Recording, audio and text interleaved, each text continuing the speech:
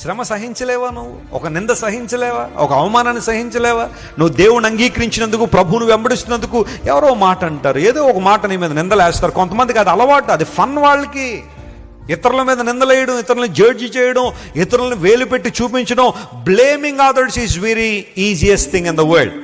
ఇతరులను బ్లేమ్ చేయడం అంత ఈజీ ప్రపంచంలో మరొకటి లేదన్నాడు ఒక ఆయన. ఎప్పుడు ఇతరుల్లో తప్పులే, ఎవరికి వారు బ్లేమ్ చేసుకోవాలని ఆలోచన కొంతమందికి ఉండదు. అలా అయ్యుంటే సమాజం చాలా బాగుండేదేమో.